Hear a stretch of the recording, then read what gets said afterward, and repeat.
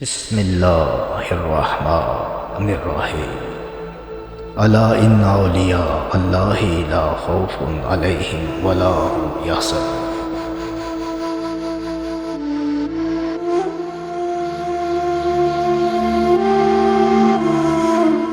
بسم اللہ الرحمن الرحیم۔ اللہ تبارک و تعالیٰ نے قرآن مجید میں بہت پیار بھرے انداز میں اپنے بندوں سے ارشاد فرمایا، فاذکرونی اذکرکم واشکروا لی ولا تکفرون۔ تم مجھے یاد کرو، میں تمہیں یاد کروں گا، اور میرا شکر ادا کرو اور میری ناشکری مت کرو۔ قرآن کریم میں ایک اور مقام پر سورۃ الاحزاب آیت نمبر 41 میں اللہ تبارک و تعالیٰ نے اپنے بندوں کو کثرت سے ذکر کرنے کی ہدایت فرماتے ہوئے ارشاد فرمایا، یا ایھا الذین آمنوا اذکروا اللہ ذکرا کثیرا۔ اے ایمان والو، اللہ کو بہت کثرت سے یاد کرو۔ اللہ تبارک و تعالیٰ کی عبادت کرنے اور اللہ کی یاد اور اس کا ذکر کرنے کے حوالے سے اللہ رب العزت نے مردوں اور عورتوں کو یکساں تاکید بھی فرمائی ہے اور تعریف بھی فرمائی، اور ان کے ساتھ اجر و ثواب کا وعدہ بھی فرمایا ہے۔ لہٰذا اللہ تبارک و تعالیٰ نے ارشاد فرمایا، والذاکرین اللہ کثیر والذاکرات اعد اللہ لہم المغفرۃ واجرا عظیما۔ اور اللہ کو بہت یاد کرنے والے مرد اور بہت یاد کرنے والی عورتیں، ان سب کے لیے اللہ نے بخشش اور بڑا اجر و ثواب تیار کر رکھا ہے۔ ان آیت مبارکہ کی روشنی میں اس بات کا اندازہ بخوبی لگایا جا سکتا ہے کہ اللہ کا ذکر کرنے والوں کا مقام و مرتبہ اللہ کی بارگاہ میں کس قدر بلند، عرفہ و اعلیٰ ہے، اور اللہ کا ذکر کثرت سے کرنے کی برکت کی وجہ سے بندہ مومن کو اللہ کا قرب نصیب ہو جاتا ہے۔ حضرت ابو ہریرہ سے روایت ہے کہ حدیث قدسی میں آیا ہے کہ اللہ تبارک و تعالیٰ نے ارشاد فرمایا، میں اپنے بندے کے گمان کے ساتھ ہوں، جیسا وہ میرے متعلق گمان رکھتا ہے میں ویسا ہوتا ہوں، اور میں اس کے ساتھ ہوتا ہوں۔ جب میرا بندہ اپنے دل میں میرا ذکر کرتا ہے تو میں بھی اپنی تنہائی میں اسے یاد کرتا ہوں، اور اگر وہ کسی محفل میں ذکر کرتا ہے تو میں اس سے بہتر محفل میں یعنی اپنے مقرب فرشتوں کی محفل میں اس کا ذکر کرتا ہوں۔ ذکر الہی کی فضیلت کے حوالے سے حدیث پاک کا مفہوم ہے کہ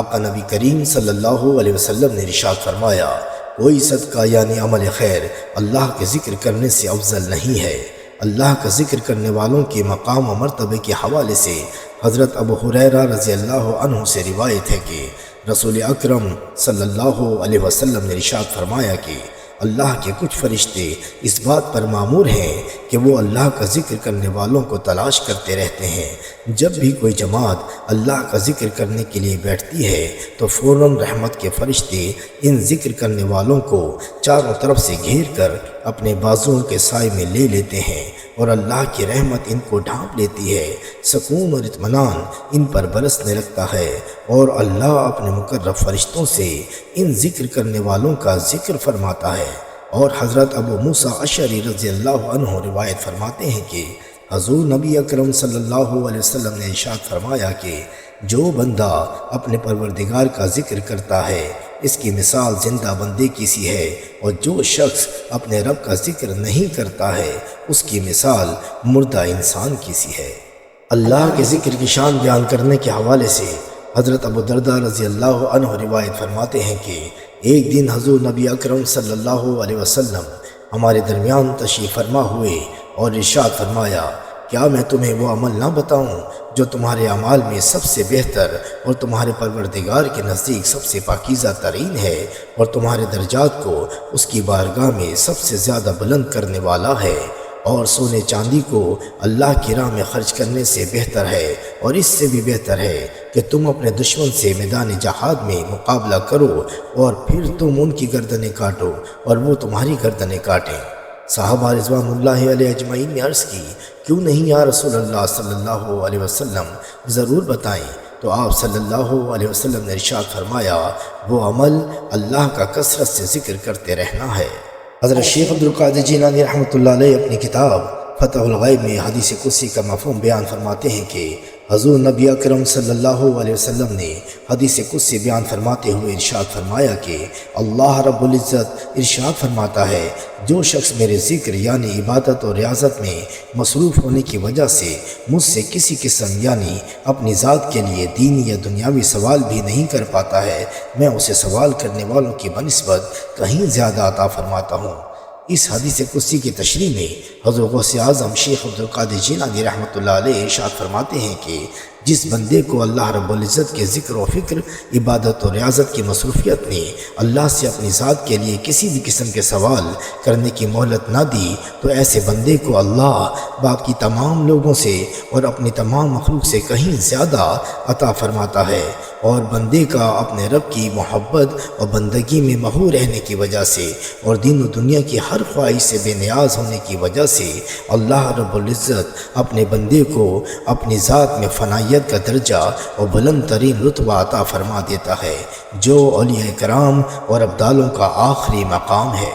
خواجہ خواجگان حضرت خواجہ مودود چشتی رحمۃ اللہ علیہ ارشاد فرماتے ہیں کہ انسان کو ہر سانس کے ساتھ اور ہر حالت میں ذاکر یعنی اللہ کا ذکر کرنے والا ہونا چاہیے، تاکہ اس دائمی ذکر سے دل کی اصلاح ہو سکے، جیسا کہ حدیث پاک کا مفہوم ہے کہ ہر چیز کی صفائی کے لیے کوئی نہ کوئی چیز ہوتی ہے، اور دل کو صاف کرنے والی چیز ذکر الہی ہے۔ اور جب حضرت خواجہ ابراہیم بن ادم رحمۃ اللہ علیہ سے آپ کے مریدین نے پوچھا کہ ہمیں اسم اعظم کی تعلیم ارشاد فرمائیں، تو آپ رحمۃ اللہ علیہ نے ارشاد فرمایا کہ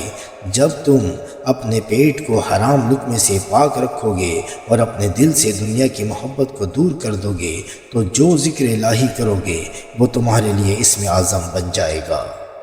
حضرت خواجہ قطب الدین بختیار کاکی رحمۃ اللہ علیہ اپنی کتاب فوائد السالکین میں منقول فرماتے ہیں کہ خواجہ خواجگان حضرت خواجہ معین الدین چشتی اجمیری رحمۃ اللہ علیہ ارشاد فرماتے ہیں کہ راہ سلوک یعنی راہ طریقت پر چلنے والے اللہ اور اس کے پیارے رسول صلی اللہ علیہ وسلم کی محبت میں سرشار ہوتے ہیں اور ہر وقت ذکر الہی میں مشغول رہتے ہیں، جس کی برکت سے ان کے ظاہر و باطن اور قلب و روح پر ہر وقت اللہ رب العزت کے انوار و تجلیات کا نزول رحمت ہوتا رہتا ہے۔ اور حضرت بابا فرید الدین مسعود گنج شکر رحمۃ اللہ علیہ اپنی کتاب راحت القلوب میں منقول فرماتے ہیں کہ میرے شیخ طریقت حضرت قطب بابا رحمۃ اللہ علیہ نے مجھے کثرت سے ذکر الہی کی تعلیم دیتے ہوئے ارشاد فرمایا کہ بندے کا اپنے پروردگار کے ذکر میں اپنی زبان کو تر رکھنا ایمان کامل کی نشانی ہے، اور نفاق سے بیزاری کی علامت ہے، اور شیطان کے دھوکوں سے حفاظت اور دوزخ کی آگ سے بچاؤ کا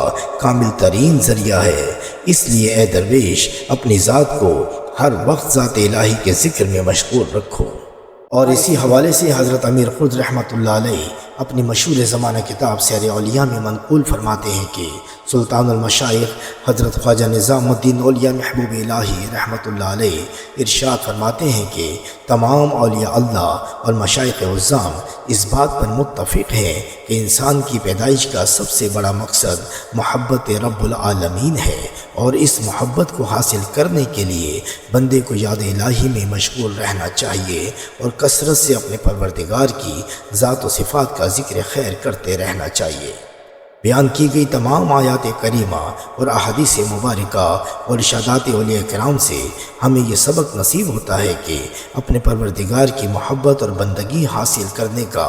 بہترین اور کامل ترین ذریعہ یاد الہی اور ذکر اللہ میں مشغول رہنا ہے، اور عبادت اور ریاضت، نماز، روزہ، حج اور زکوٰۃ کی ادائیگی کو اپنی زندگی میں یقینی بنانا ہے، کیونکہ یہی مقصود تخلیق کائنات ہے اور یہی مقصود تخلیق آدم ہے۔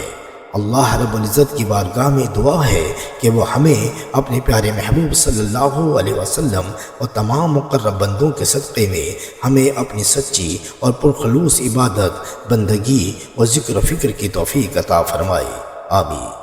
وما علینا الا البلاغ المبین۔